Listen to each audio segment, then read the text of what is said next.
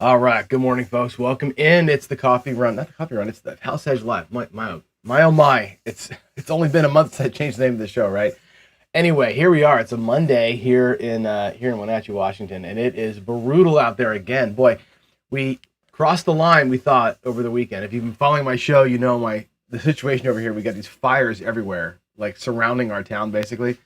And yesterday we had blue sky all day. It was pretty awesome. You could like see the plumes of the fires, but like the sky was blue. Today, back to being socked in, and we got no visibility out there again. Smoke is everywhere. It's crazy, man. These things.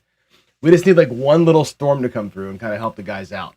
But yeah, there's almost 80,000 acres burned up now. And it's like they're both about 10 miles from our house. So we're not in any kind of danger or anything. But it's just like watching the whole process for me being a city guy, you know what I mean? Coming from Seattle over to here, it's just it's fascinating to watch how they do it. But man, it's kind of insane. Anyway, good morning, all. Hope you had a good weekend. We had up and down weekend. If you're looking at straight fun sports, not good weekend for me. We had a Mariners loss on Saturday. Heartbreaker. They probably should have won that game. And it comes down to like this. I hate to blame refs on shit, but like it's funny. Like we were talking last night during the game, my wife and I watching the Mariners. The Mariners won last night, by the way. How baseball and football to some degree, but baseball really is such a perfect game. And if you're a baseball fan at all, and if you are out there in chat, just say hi, I'm a baseball fan. Baseball is such a perfect game. It doesn't matter how hard the guys throw, how fast the guys run, or whatever, right? 90 feet is the perfect distance, isn't it? Like on a regular, like, high, whatever, average MLB speed of running, the average shortstop, whatever, they're throwing at such a velocity that the faster the guys get, the faster the arms are, right? So now everything boils down to like one thing.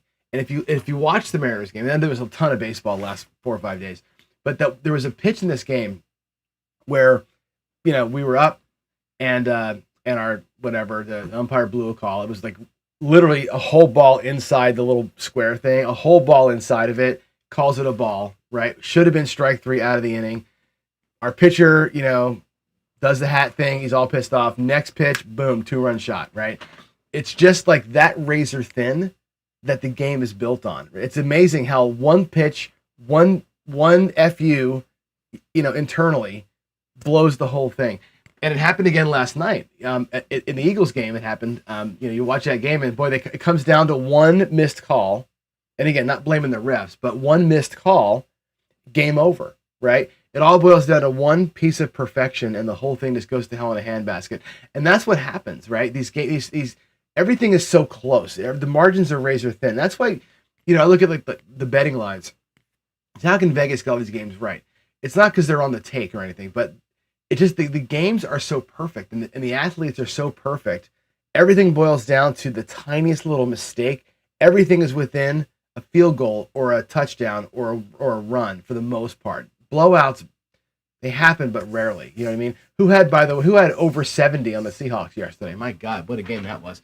Good football game. That was fun to watch. Anyway, I always marvel at like how close the lines are, how good Vegas is at getting it, but also just how perfect the sports are. Like how close every play actually is, no matter how disparity the teams are. It's amazing. Baseball especially, it's like every play is super close, and it's just no matter how good or bad the guys are, whatever. It's amazing. Anyway, Joe checks in from the wrong account. I love it.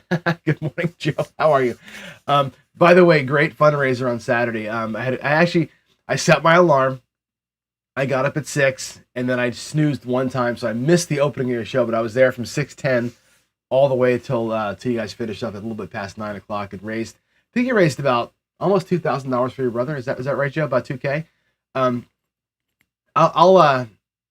We should put, if you want to, Joe, put it in the chat again, the link to your PayPal, and we can keep on keeping on here. But it was fun to watch you and Cedric throw the dice. We had a good time there, and there's more coming. And I hope my prayers are out to your family. As I said, this was a good and bad weekend, right? We had some good weather, good fun watching sports, but we there's always a heavy heart, and there's anyway. It's 2025 can't end fast enough. That's all I gotta say. 2025 can't end fast enough. Good, $1,500. That's awesome. That's probably mortgage aside. That's a good month of probably food and utilities, which is good. It helps out. Love to see us get another one of those in, right? Let's keep at it, guys. All right, we're gonna jump in here, and today, what I'm gonna do. You did the original flea flicker. That was a great throw, Joe. I'm gonna show you actually what I meant here when I go to the camera. Anyway, today we're gonna talk about negative progressions. We've been talking about the chaos of the games, and some players rely on the negative stuff, right? Like Dr. S will come in here all the time, right? And what is his famous line? Don't come without a ladder, right? A lot of people say that about a lot of games. We're going to look at laddering today. I want to go through some of the more common laddering systems that are basically trying to capitalize on loss, and not so much to give them a pro and a con. We'll do some of that, but really it's about the bankroll piece of it, right? I use bankroll on the positive side. I'm more of a what you would call a progressive better. I like to bet low and lean into the rolls that I'm looking for, by losing a little, winning a lot, by leveraging my wins. Other people view the game the opposite. My bankroll's there to handle losses, right? And squirt out or squeak out a unit of a win, a small win, big bankroll for a small win. That's the negative progression thing. We're gonna look at bankroll today for that. This is interesting because from a risk perspective, I think that the negative progressions are highly risky, even though it's a conservative play in the end. You're looking to win a unit or two and walk, which is a very conservative mindset. You need to have a high appetite for risk, because when it goes bad, you're going to get really, really deep into your bankroll, as you'll see here in a few minutes. So it's a high risk proposition for a very small reward. That takes a different kind of mindset to play, a different kind of discipline, a different kind of emotional control. You cannot be locked in on the emotions. You're going to lose 4, 5, 6 times in a row. Your bankroll handles 7 losses or 8 losses in a row. When you set it up that way, you have to learn how to disconnect your emotions from it to hit that goal. It's very difficult. This is the hardest way to play. Some people say it's the easiest way to play. I will tell you right now, laddering systems are the hardest ways to play, because your brain will fight you the entire way through. All right? So let's get into it and take a look at a couple of the ways that I think the backwards player or the negative progressions can work. Now, again, I say this a lot. We win and lose in chaos. And this it's a comment that comes from David at Casino Quest. I think he frames my talks on variance, or I say this all the time.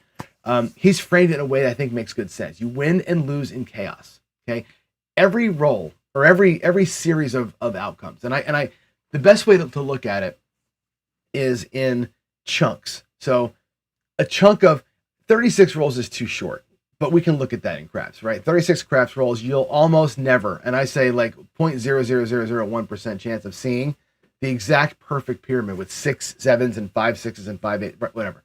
You're almost never going to see that. You're almost never going to see 38 perfect roulette spins where you get exactly one of every number in 38 spins. It'll almost never happen. And for sure, it won't happen in order. You're not going to go 0, 00, 1, 2, 3, 4. It's just never going to happen, right? If it doesn't happen, it's chaos. Even if it's just a little bit of chaos. Even if it's 5 7s instead of 6 or 7 7s instead of 6, it's chaos, because that means one extra 7 means one less something else, or one more of something else means one less 7, right? This is what variance is. You're never perfect. And so the casino wins money, of course, in chaos, because you're losing more than you should lose, which is going to happen. You can win in chaos when the thing swings, right? Let's just take roulette as an easy example. Red and black. It's the best way to look at this kind of talk. Red and black may happen, and it should happen, 30 or 18 and 2 is what you should see. 18 reds, 18 blacks, and 2 greens every 38 rolls. Or I guess 3 greens, depending on the wheel you're playing on, right? You should see that every single time, and you may. If you get one extra red, you're in a variant. If you get one extra black, you're in a variant. But the thing is, they don't happen red, black, down the board, right? That almost never happens too. It does. You get these choppy things, but you almost never get 18 straight red, black, right? chop out. If it doesn't happen exactly like that, you're in a variant. You get 2 blacks in a row, 2 reds in a row, it changes the entire thing, right? That's a little bit of a swing, a little bit of a trend. I hate to use the word trend, right? But it's a tiny streak that you can capitalize on. If you can bet correctly, you can capitalize there. If you're getting chopped where it's red, black, red, black, red, black, and you're betting black every single time, you're going to get your ass handed to you, unless you're betting it right. This is where the negative progressions come in. I think it's important for us to really look at that, what it means when these things happen to you, right? You have a bunch of consecutive losses.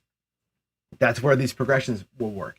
A bunch of consecutive wins. The progressions can get beat. You can lose out on opportunity if you have too many consecutive wins and you're betting a negative way because you're going to be same betting at a small amount for too long, right?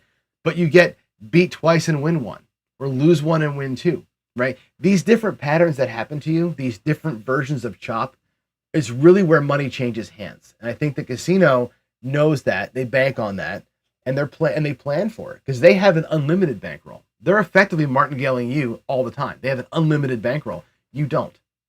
So let's take a look at some of the ways that people approach negative betting. I'm going to go to my table view here and give you a kind of a glimpse in at some of the ways, and then we'll look at the bankroll. And I think it's important that you understand, how do you calculate how much bankroll you need to play in these different ways. All right, here's my craps table. I don't have a roulette board that's small enough to fit on this screen here, but let's run.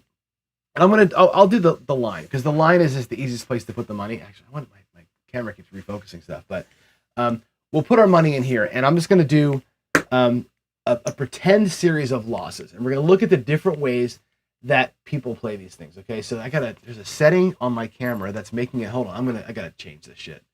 It's gonna drive me nuts. Every time I move, it's trying to refocus, and it's gonna drive you all crazy. Let me go to the what do you call it? The little cameraman. God, that's annoying. Ugh.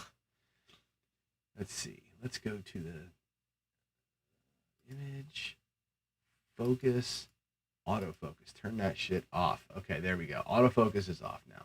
Oh boy, what a nightmare. No, my table is not almost ready. Gary, it's actually the problem is I'm changing the name of my channel, right? So the Pro Craps channel, I had the table branded Pro Craps and all that stuff. I'm changing the name of the channel to Casino Gaming Central because we're going to go to other games besides just craps. So I'm having a new logo created and a slightly new color scheme coming out. It's going to be a little more military in feel to it. I just love the military anyway, and it's like a little bit of an homage to our guys and gals. But the color scheme's going to change, so I'm redesigning the felt for all the games, and of course that's not cheap, and it takes a while. So working through it. All right, here we go. Let's look first at what's called the D'Alembert, or the D'Alembert, or the D'Alembert, however you want to say it.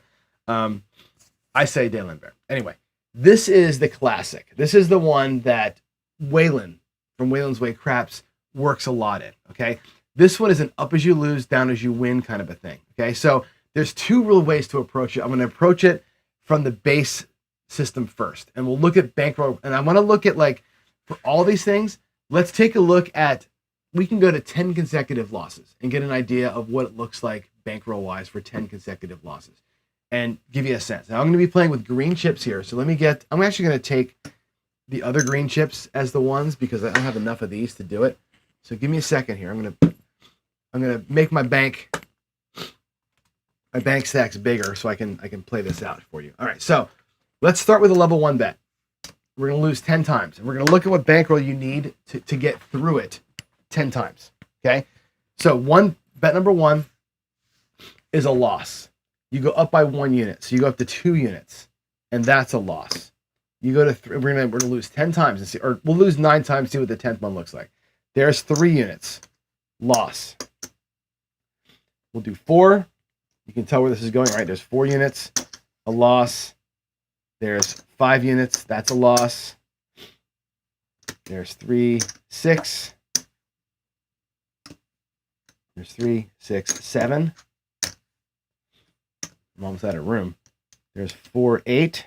And there's 5, 10 would be your last bet. Okay, so your last bet will be a 10 unit bet. Now, how much money does it take to get here? To handle a 10 straight losses in a ladder. If you're going to do a straight ladder, what is the requirement for 10? And this is what Waylon does. Waylon tells you you need $5,000 for a strategy. He's done this work for you, right? I want you to see how it happens. Here it is. Let's count them all up. Okay, 1, 2, 3, 4, 5. There's 5 units. Now I'll just stack them up. 5. There's that. There's that. That, and here's the last 10 for the last bet. So you got 5, 10, 15, 20, 25, 30, 35, 40, 45. It takes 46 units to get through a 10-loss Dallin Bear or a 10-loss ladder. And what you're hoping for at some point is that one of these things wins. Let's say you've lost all of this. Let's say you've lost 9 times, okay? And your last 10-unit bet is out there. 5, 10, 15, 20, 25, 30, 35, 36 units in losses, and you finally win one, okay? So you've won 10 of them back. And then you're going to go down to 9 units. So out of your 36, you've got 21 or 11 of them back. And you start working your way down. Now you need a couple in a row, at least, to get yourself through it. You're going to take, I don't even have 9 chips left. I got 8, 4, 5, 6, 7. Here's 9. You get 9, a win of 9, down by 1, and come over here to your stack, and you've got 20, 10, 15, 21 out of your 36 that you've lost, right? You need at least one more. There's 8 chips over here, okay? There's 5. There's 8. There's 8. Go down by a unit, and again, now you're at 30. 5, 10, 15, 20, 25, 30 units, right? And you've got 2, 3, 4, 5, 6. There's your 36 that you had lost in 1 unit in profit. You don't have to come all the way down the ladder to get it right. Now, I'm going to show you a way in the rack in a minute here that you can help manage some of this, okay? Because, again, it gets hard to know where you're at, especially when you're crossing streams with, like, okay, how many down? Let me show you a little trick that we can do. And again, I show you this one because this is probably the most popular laddering system out there. Again, Waylon teaches this. A lot of the roulette guys teach this stuff. Let's go through it in your rack. Let's say that you are ready to play this way, okay? You can set your rack up like so. 1, 2. Watch how I do it. If you can see this. I'm going to try and spread them out. There's 3. It's going to be kind of hard. Can I do it this way? Can you see them if I do it like this? Is that better? 1, 2, 3. There's 4. There's 5. There's 5. There's 6. There's 5, 6, 7. There's 8. There's 5, 6, 7, 8, 9. And the last one, of course, is your 10-unit big gun, right? So if you set your rack up with your, I'm going to have to put that one sideways, with your levels like this, then you know where you are, right, in your ladder. And as you win, you can replace it. In other words, let's do that. Let's do it. Let's go out here and bet our 1, and we'll lose the 1, okay? Let's bet our 2, and we'll lose the 2. Let's bet our 3, okay? And let's win the 3. Let's say we win at level 3. You get paid at level 3, okay? What do you do in your rack? You put your 3 back, you put your 2 back, you put your 1 back, and you go, okay, good, I'm even. I can start over again at level 1. Let's say that you lose all, the first 5. You lose them all. Oh my God, right? Now you're out here at level 6. You win at level 6, right? And what do you do with your rack? You're going to ladder down. You're going to put your 5 back. You're going to put 2 back of the 4. That should be a 4, right? So you have 10, 9, 8, 7, 6. This should be a 6-unit bet, by the way. Did I mess that up? Yeah, that should be 6. Here's your 5, right? You're not quite home yet. When you win at this level here, and you come down by 1, put your 5 back, and start rebuilding your 4-unit slot. As you build your rack back, you know where you are. Remember Waylon always says you don't know where you are all the time? This is how you know where you are. You can't just have your chips lined up in a rack straight. You'll get lost in it, right? Set them up as levels. If you use lammers like I typically do, you can do it like this. There's 10, there's 9, There's 8. There's 7. There's your 6. There's your 5. This will eventually become 4. So as you rebuild your rack this way, use your separators to know what level you're at. And as soon as you get back to where you have level 1 in your rack, plus what's out here, you know you're done. If you don't set your rack up, you're going to get screwed. The same thing happens in a martingale, by the way. You can set your martingale up, and I'll show you how to set a marty up the exact same way. This is the secret to not getting destroyed, by the way, in a ladder, because you can forget that you're ahead and get lost in it. Okay? That's the basic Dylan Bear. Let's go to a different version. I showed this last week to you, but you can start it kind of in the middle, right? You can start it with a 4. Now let's go here, right? There's a 4-unit bet to start with. In this case, right, you need more money. So my first bet's 4, 5, 6, 7, 8, 9, 10. Maybe we'll go to level 11 here on this one. There's an 11-unit bet. Maybe that's as high as we'll go, right? You have 1, 2, 3, 4, 5, 6, 7, 8 losses in this one here. The requirement, 11 plus 10, 21, plus 9 is 30, plus 8 is 38, plus 7, 30 or 45, plus 6, 51, plus 5, 56, plus 4, 60 units. Okay, 60 units, but you're going to go 2 less levels. And here's the reason why you might do that. You start with 4. If you happen to win early and you go down by a unit, your first one results in some pretty good profit, right? You can put your 4 units back in the rack, lock up a unit in profit, and still be playing with 3, right? If you catch an early streak, as you're going down early, you're building up a bigger profit than if you were at level 1. So that's the basic ladder, the basic Dylan Bear that Waylon teaches. The way that you figure it out is how deep are you willing to go into your units. And again, you're talking about 60 to 65 units, depending if you're going to go for a 10 level from level 1 or an 8 level from level 4 or 5. That's the key there, okay? Again, at greens, do the math. How much money is 60 green chips, right? What is that? That's, I don't even know what that, can't do math in the morning. 60 divided by 4 is $1,500 to get through it, okay? At the green level. So there you go. That's your Dylan Bear. Now I'm going to take these out of the rack. We're going to do the next one. The next one is a harder one to calculate, but again, you can, and it's the Fibonacci. And again, this one here, you don't see a lot of craps players playing the Fibonacci. You just don't. It's more of a roulette 50-50 thing, but I've seen guys try this down here on the line. And the way that the Fibonacci works, it's just a little math problem, right? You're taking a loss of 1, right? And your next bet is always the sum of the previous 2 bets. You lose 1, your next bet is 1 plus 0, which is 1. Okay? You lose that one, now you have 2, you bet 2. If you lose the 2, now you're betting 4 or 3, right? You lost 2 plus the previous 1 is a 3-unit bet. If you lose that one, it's 3 plus 2 is 5 units. If you lose that one, it's 5 plus 3 is 8 units. And this is how the Fibonacci sequence works. It's one of these classic math problems, right? 1, 2, 2, 3, 5, 8. Okay, we lose 8.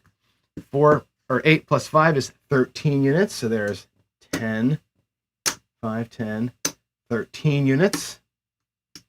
Get that out here. There's 13. 1, 2, 3, 4, 5, 6. This is a 13-unit loss. Put that over here. Good Lord, that's a lot of money, isn't it? Now you have 13 plus 8 is 21 units. Boy, this thing grows quick, right? There's 5, 10, 15, 21 units. I'll put it like this. 1, 2, 3, 4, 5, 6, 7, 8. Oh my God. Can you go any further than that? Probably not, right? An 8-unit Fibonacci is going to be about as far as you probably want to go. And again, add it up. 1, 2, 4, plus 3 is 7, plus 5 is 12, plus 8 is 20. You're at 20 units here, right? Plus 13, 33, plus, what is this, 21? You're at 56 or 55 units here. The next one is 21 plus 13, right? 21 plus 13 is your next bet, which is whatever the hell that is, 36 units, right? Or 34 units is your next bet. That's about where you're going to stop. And again, look at what it takes to get to it. And the way to manage it and know where you are, and again, the Fibonacci sequence, when you do this, you have to double hit, right? Once you get a hit anywhere in here, you need to hit it twice, and then you're done. Because one hit doesn't really recover everything you've got in front of it. One hit, let's see, if you have, this is what, how much is this one here? 21? Yeah, 21 doesn't cover all of this in here. You got 13, right? This does not cover all of it. This only covers the last two. You got to hit it twice to make it work. Now, again, rack management, same deal. There's your last one.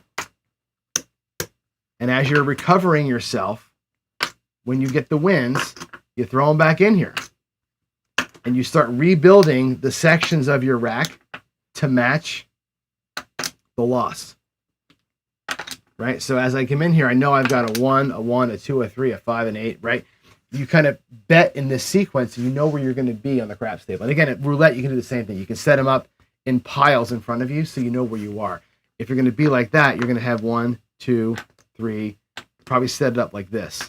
And you're just going to throw them out there as you win or lose in order. And have your thing kind of set up so you know what bet you're placing next. You're going to need some space on a roulette table to do this and set your bets up in such a way. That's the Fibonacci. And again, your bankroll requirement for that is the sum total of all your losses. All right, that's the Fib. Now, another one I like, and this one I actually play. I don't play a lot of regular ladders, but I do play the 31. And the 31 is kind of a neat way of doing it too. What I like about the 31, like these, is that it's kind of scoped and you know what you're going to lose. So here it is. 31 is you lose 1, you lose 1, then you go to 2. And 2 repeats. And then you lose 2, you go to 4. And you go to 4 again. Right? And then you go to 8 twice, and then you're done. There's 8, and here's 8. That's the 31. That adds up to 31 units. 1, 2, 4, 6, and 4 is 10, and 4 is 14, and 16 over here, right?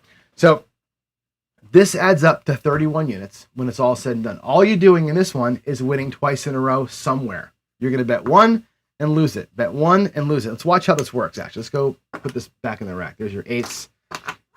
There's your 4s. It's nice and easy because everything is just twice, right? And again, you know ahead of time what your loss limit is. Your loss limit is all 31. And again, at the green level, you're looking at 31 green chips, right? And all you're doing is betting in sequence, right? So you go out for 1. If you win it, you parlay it. You win the parlay, and you're home. That's it. You're done. You're done for the day. There's your 1 unit back where you started. Your 3 units in profit. You're done. These systems, by the way, are typically capped to a single win. When the thing works and you win what you're supposed to win, you have to stop playing it. That's the way that these negatives have to work. Once you get there, you got to be gone. This is why Waylon and Ken are 20-0, 35-0 with these strategies, because they don't stick around. They win and they're done, right? All right, let's take it through a couple of losses, though, so you can see how this kind of plays itself out. Let's say you go 1 and you lose. You go 1 again, right? If you've lost 1 and then you go to here, watch this. You win 1 and stack it, and you're still down 1. You win your parlayed bet. You go 1 back in the rack. Let's see, did I do that right? 1, 1, 1. Yeah, 1 back in the rack. 1 back in the rack. Now you have 1, 1. Oh, sorry. Your 3 units. Now let's do a sequence where we lose multiple in a row. All right. So we lose 1. I'm sorry. There's 3 1s in the front, not 2. There's 3 1s. You lose 1. You lose 1. Now we're gonna win on the 3rd one. 3rd one wins, and you stack it up. You parlay it. You win your parlay. What do? Back to your rack. You put 1 back in. You put 1 back in. Now you have 2 units in profit. So the farther you get in to a sequence of numbers in your rack, you lose a little bit. You win a little bit less. So we'll do it again here at level 2. You'll see what I mean. Let's say we lose 1, we lose 1, and we lose 1. And by the way, when you have your lammers in your rack, you can tell how many times you've lost. Give you a sense of it, right? All right, so you've lost 3 in a row. Now we go to level 2, finally. If the 2 wins and you parlay it and it wins, a lot of ands there, right? But all you need is 2 in a row. When that comes in wins, what you do, you put your 2 back, you put your 1 back, you put your 1 back, you put your 1 back, and now you have 3 units in profit. That's a beautiful thing. If, however, it goes to the second one, again, we'll lose 1 3 times. We'll go to 2, and we'll lose that first 2. Now we go to our second 2. Watch what happens here. This is where this thing kind of fails a little bit, right? You lose your second 2, or you lose your first 2. On your second 2, it's a parlay that wins. Now what? 2 goes back, 2 goes back, 1 goes back, 1 goes back, 1 goes back, and you're only up 1. So if you can win on the first of when you go up and like win on the first 4 or the first 8, you're in way better shape than when you win on the second one. The second one just gets you back to a unit in profit, and you kind of got to start over. All right. So that's the 31. I like this one. I like a parlayed win. In fact, to rewind a minute, if we look at the ladders, go back a minute. We'll go back really quick to the Dale and Bear. I want to show you an option that I forgot to show you earlier. So sorry for being bouncing around, but let's take a look at something kind of fun. Let's do a little ladder. 1, 2, 3. We'll just do it a level to level 5. 3, 4. We'll do a 5. This level 5 to make it fast. If you take that same approach to a ladder, there's 5, 4, 3, 2, and 1. Okay. Let's take a regular ladder. Okay. The Wayland special. We take our 1 and we lose it. Go out there for 2, and we lose it. Go out there for 3. Now, what the typical ladder wants you to do is go out for 3, win 3, regress to 2, win 2, regress to 1, and win 1. That's the normal ladder. Work your way back down. And if you do that, you put back your 3, your 2, and your 1, and you're up by 3 units. That's the way that a typical ladder works, okay? An alternative to that is the parlayed ladder.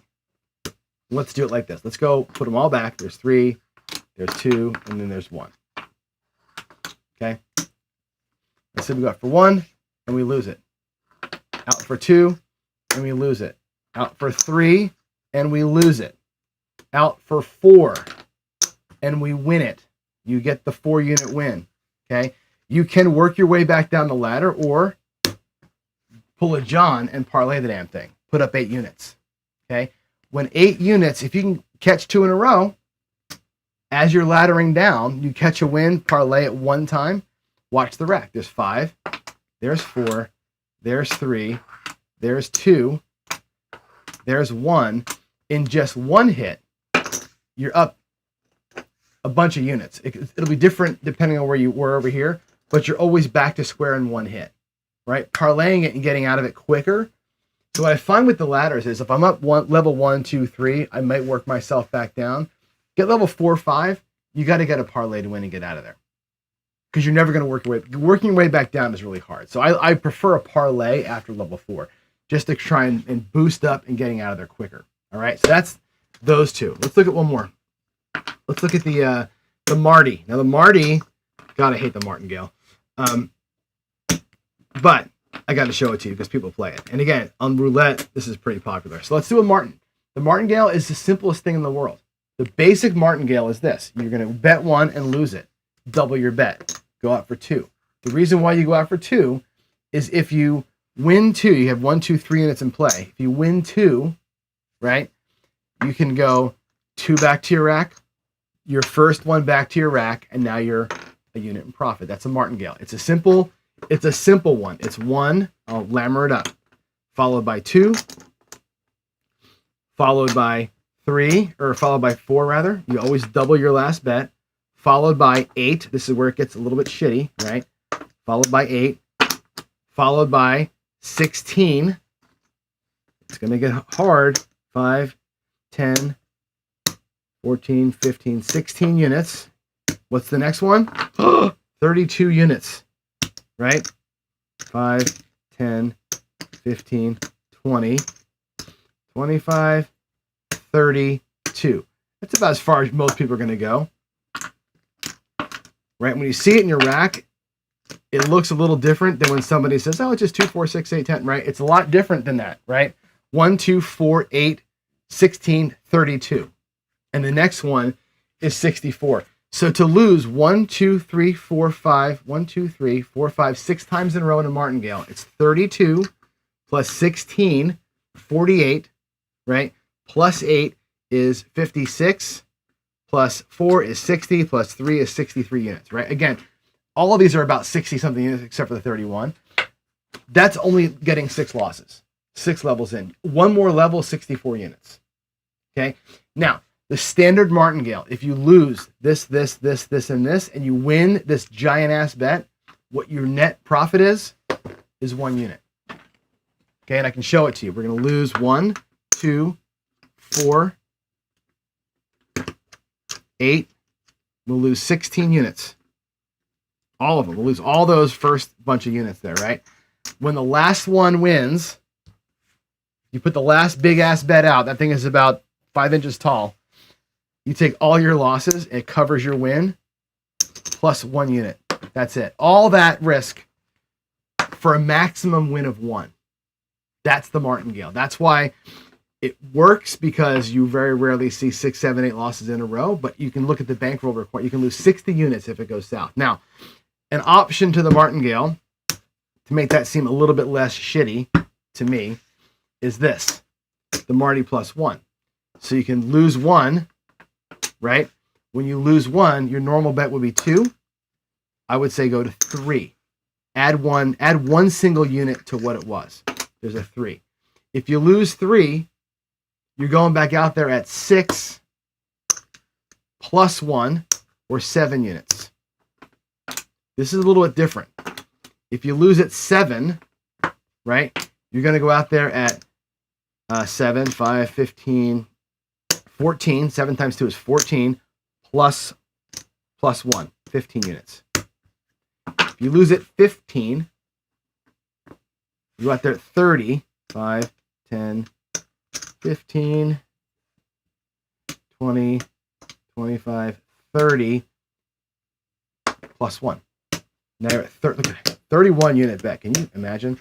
Now here you're at the 31 unit bet, 1 level earlier, right? 1, 2, 3, 4, 5. At level 5, you're at the 31 bet. Okay. However, most times you don't get this far. Maybe you get 1 more level, but here's the deal. When you get to here, the difference in win is different. Okay. Let's look at each of them. You lose 1, you lose 3, you lose the 7. Okay. Let's say that your next bet, which is the 15, it's 7 times 2 is 14, plus 1. So again, there's the 7. There's the 1 unit extra, right? We added 1 all the way through. When this thing wins, here's our losses. Our losses are 11. We're out here now for 15, okay? When the 15 wins, look at the difference. We're going to pay ourselves from our losses, obviously, right? Here's the net win. So watch the rack get rebuilt, okay? Here comes that 15 unit bet. 5, 10, 15. Here comes the 7 unit bet. 3, 7. Here comes the 3 unit bet. Here comes the 1 unit bet. And you're up with 4 units in profit, not 1. The Marty plus 1 locks you in for more. Every level you go, you win an extra unit as you go up. So when you do finally hit it, you're at a spot where you can actually leave the casino, right? You're playing a Marty and you're looking to win 1 unit and walk. Nobody walks at 1 unit. 1 quarter is not going to send you home, even though you risked 60 quarters to do it, right? A Marty plus 1, it takes a level away from you, potentially, unless you want to go to the next, the 63 unit level next time. But your up potential is a little bigger. So if you're going to Marty, even if it's a green and a red, you can go, instead of doing a full unit, you can go a green and add a red to it. And every level you get an extra red chip. So if you lose 3 and you win at the end, you're gonna get an extra $15. At least you're getting something extra for all the risk. But look at the amount of risk that is. Can you imagine? I don't know how people do this. And I watch a lot of roulette channels, and all you see is people doing the martingale. I'm like, God, you guys printing money in your basement or something? Because who has that many units out there to put at risk to win freaking 1, right? All right, now here's the one that's really hard to play. I'll give you the last one. Again, the bankroll needs for this next one are tough, okay? The lavishe is a really tough one. Usually you have a chart that you're writing on, right, to kind of keep track of where you are. Can I do that here? Do I have a pen and some paper? I think I do. Hold on. Let me get my, let's see here. If I take this. It's actually a bill of mine, but that's okay. You can say, I want to win 5, right? You can do it with Lammers in your rack, actually, but I'll do it here. Let's say I want to win 5 units. And what you're going to do is write some number down on a piece of paper. You're going to write like 1, 2, 3, 4, 5. My goal is to win 5 units. Okay. What you do in this one is you bet the outside of what you wrote down. So 1 + 1 is 2 units. You win a 2-unit bet. Okay. Now, when you cross all the numbers out, you're over. So let's pretend we do it. Let's say we win 2. Okay. We're going to put 2 units back, all that back in the rack. We cross out that one and that one. You have 3 left. You're still betting the outside. Now you're going to bet that one plus that one, 2 units. Let's say that you win the 2 units. It goes back to your rack. Cross those 2 out. Your last bet is just 1. You put 1 unit out there. You win 1 unit. Comes back to your rack. And if you look at where you are, 1, 2, 3, 4, 5 is where you won. 2 is what you started with, right? If it goes perfectly, you win exactly what you said you were going to win for exactly the risk you know about, okay? The tough part of this one here is when it starts going south on you. So let's do another example where we don't have that great of a chance, right? 1, 2, 3, 4, 5. Let's actually play it out. This will be fun. Let's do a 1. Some dice here. We'll just do a simple pass line, right? Look at that. We lost right away. Okay. Or I'm sorry. We lost that unit at level 2. I'm going to put the losses over here so we know what our bankroll needs are. Okay. So we lose there. What you do though is you have to put a number on the outside. You got to put what you lost on the ends. So we can do 1, 1 and stretch this thing way out, or we can get more aggressive with it. You have a choice here, right? Now we're going to still go 1 and 1. So 2 more units out of the rack. There's a 4. 9. This might take a minute. 7. We lose 2. Okay. So again, we lose 2. You got to put 2 somewhere else. Right? You got to put another 2. We can just put a 2 over here instead of 1 and 1. Now our bet's going to be 2 plus 1 is 3 units. Let's see. Can we get a win? 6. 6 is kind of over here. 10. 4. There's our 4. There's a 7. We lose 3 units. Now we got to put 3 somewhere. You can do like a 2 and a 1. And you see how long this is going? Right? As we win, now we got to go 3 units here. Again, the outsides. We need to get a win somewhere, and we start crossing things off. So there's a 7 on the come out. Great. That's a winner. Winner 7. Okay. If I take that out of here, out of our losses, we can pay it there. Go back to our rack. We can cross out the 2. We can cross out the 1. And now we're going to bet again. 2 and 1 is 3. So 3 units back here again. Another 7. Fantastic. We'll pay it out of the losses. There's that, and that. We can cross out the 2 and the 1. And now we're back in here where we can just bet 1 plus 1 is 2 units. 4 is the point. Dropped on the floor. There's a 6. There's a 9. 8. Come on, give me a 4 here. Come on, dude. 4, 9. 8. Nice roll. 3. Come on. 9. 11. 7. Okay, we lose 2. Goes over here again. Now we got to add again. So you can add 1 and a 1. See how this works? You're going to keep until you cross them all out. When you do cross them all out, if you do, you'll end up winning 5 units. It all works out. The math works out. You win 5 units. However, you could lose 7, 8, 9, 10 in a row and be out here with a bunch on the outside. How does it look if you lose 10 in a row? So we have 1, 2, 3, 4, 5. Let's just lose 2 units, the smallest you can, 10 times in a row. So it's 1, 2, that's 1.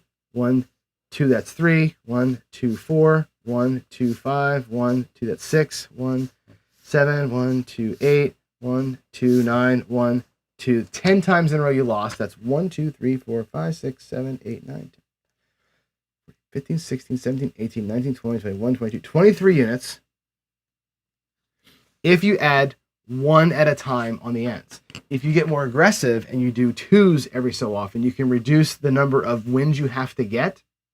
But if you do lose 10 times in a row, to get it back to 0, you need to win. Let's cross out 2 at a time. 1, that's 1. That's 2, right? Cross them out. 3, 4, 5, 6. It's going to be half, right? 7, 8, 9, 10, right? 11, 12, 13 times. You need to win 13 times to get your money back. It's a big ask, right? You got to go backwards 13 times. So the more you lose in a ladder, the more times you got to win to get it back. So again, the 31 requires you to hit a parlay to get it right. The martingale requires you to hit 1 at least, but you have to do it multiple times to make it work. The Lavachet can go on forever. This thing could be 40 things out before you can get. I've seen it, right? The D'Alembert, unless you're aggressive with it, again, can cost you 30, 60 units depending on how far you want to go with it. I think in my opinion, and again, this is just me. I'm going to go back to this camera here. If it's just me, my opinion on these things, the ladder system, like I said, I would prefer, I think, to start it at higher level than 1, 3, 4, or 5, right? So you can ladder down on early wins. Take advantage of an early streak. That's a good way to get out of there quick, right? If you get past a certain level 3, 4, or 5, I think at that point you parlay the win to get out of it quick. Because working down from level 5, 6, 7, 8 is really hard to do. You go, from 8, you're going 7, 6, 7, 8. You're bouncing around these big bets. Take the parlay and try and get out of there quick and scope your losses, right? The 31 is the 31. It's a nice, easy system. It's easy to remember. You can't screw it up. You can't get too far upside down because you know what the limit is. It's got a built-in limit, which I like. The martingale can be extra scary because those numbers get big. To me, if I'm going to Marty ever, it's a Marty plus 1. Marty plus something so that I got extra juice when it does work itself out. The problem with the martingale, right? That one time we had 63 units out there, right? As our total thing to win 1, which means you can lose 63 units one time and it wipes out a 62-0 streak. Remember when Ken had he won 94-0 or 98, 99-0 with the one strategy, right? If you're winning $100 at a time, right? And you have $10,000 at risk and you win 99 times, $9,900, and you lose 10,000 one time, it eats it all up. Martingale works the same way. You can win one unit 62 times in a row and have that one day where you lose the whole fucking thing. And it all goes to hell. That's where the martingale leads you, right? The Lavachet can do the same thing to you. That thing can just spin out of control, and without any bounds on it, you'll end up losing your bankroll quick. You got to be careful with these negative progressions. They can work. They work really well in a chop. We're going to look at them tomorrow. I'm going to play some more out tomorrow so you can see how they work in a chop table, right? We're up, down, up, down, up, down. They work really well, some of these things, in that system, right? But you got to be careful with it. Just make sure you understand the bankroll requirement that you need. And again, Waylon, I wish he would do a little bit better job of explaining how he gets to the number that you need. He says, oh, you need $5,000 for this one, right? I would like him to show you the steps that it takes, because sometimes it's not one bet. He's doing like the 6 and the 8 as a ladder, or the 4 and the 10 as a ladder. When you lose and you ladder them both up, the requirements are a little bit bigger, right? I would like to see him kind of spread that out on the table and say, here's why it's this much money or this many units. So you know, when I go to a $5 table or a $1 bubble or whatever, the number of units that I need to play it. And I think before you play any ladder system, do what I just did. Lay it all out there. Pretend you lose 10 times. Pretend you win at different points of the time during the system, and see how fast or slowly it responds to you. All right? That's it. That's today's talk about ladders. We'll get more into this stuff again during the week. I'm going to play some of these things out during the week and just give you kind of a sense of like how they feel in rhythm, because I think rhythm is a big thing. All right. Let's go to some questions if there are any. I only see a couple of them. I see, let's see, we got Tom talking to Gary about practicing, betting practice more. The thing is, I think you couldn't say this any better, right? You want to be a machine. That's why I think the rack management stuff is important. You find it hard to do it. It's right. There's a lot of distractions. You got to bring lammers or bring quarters work great, but I use my little lammers, right? But quarters work just as well. You need something with space. You can really visually see it. And if you're going to play a ladder like I just showed you, you've got to be diligent about it. If you're going to do that, you've got to be a machine. That's why you bet at home. These things here that I have, this is like a little rack simulator. It's great for the table. This was like, I got it here, 7-Out Wood NC on Etsy. This, you can make these too. These are simple to make. But this is like $10, right? This is such an invaluable tool. And get a roll of quarters, right? Instead of lammers, or you can buy the little clear ones from Amazon, right? Practice with this so you're getting good at it, right? You want to be able to be machine-like as you're doing it. Otherwise, you'll get lost in it. I said it last week.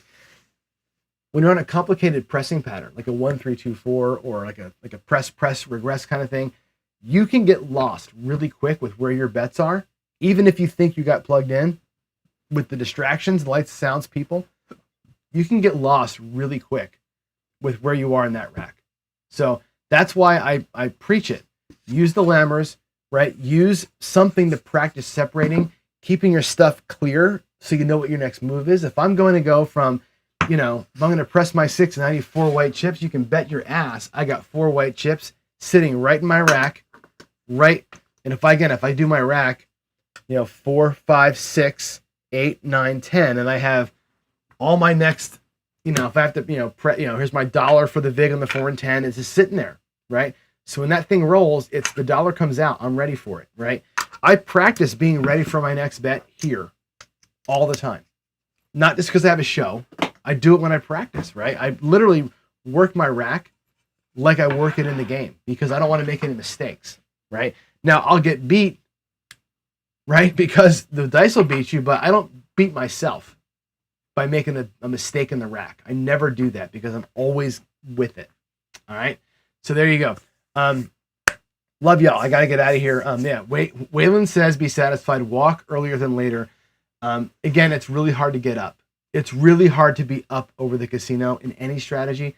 When it happens, know it, evaluate and say, is that enough to walk with? And if it is, you got to go, right? If it's $100, if it's $125, if it's $60, whatever it is, if you've done the work and especially when you're laddering, if you're laddering and you've gotten deep in your ladder, and you're like, oh my God, you're stressed out. You finally work yourself back to the front. Bye-bye. You did the needful. Get on out of there. All right. So with all that said, guys, time to boogie here. Here's your quote for the week. I love this one too. Perfection, as we're talking about it, perfection is not attainable, right? But if you chase it, you might catch excellence. I like that a lot, right? You can't be perfect, but you can sure as hell be great. And I think that, again, it applies in gambling. It applies everywhere, right, in life. So I think that's a really good way to leave things here. We're going to work through this week, by the way, some House Edge stuff. There was a great comment made last week in chat. I forget the guy's name. IPTV something or other. Asked me about the House Edge on the 4 and 10 when you buy them at $20, $25, $30, and $35, right? He then sent an email or a comment that he put the math on there. I'm going to check the math, of course, but it's interesting, right? The lowest House Edge bet you can probably make is a buy 4 at $35. Better House Edge than the pass line, but is it a better bet?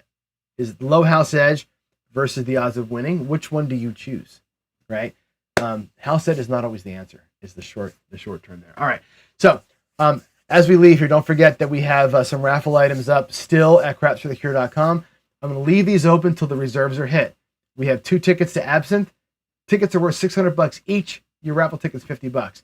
Heavy's Axis Power Craps Seminar, $50 raffle tickets. That's worth $2,000. And Gargoyle, of course, has the felts that he's got. Those are worth thousands. $50 raffle tickets. Get the crapsforthecure.com. Once we hit the reserves, I'll draw the winners. So let's get after that as we go. I will see you in the morning. Otherwise, have a great Monday and love you all. God bless. Bye.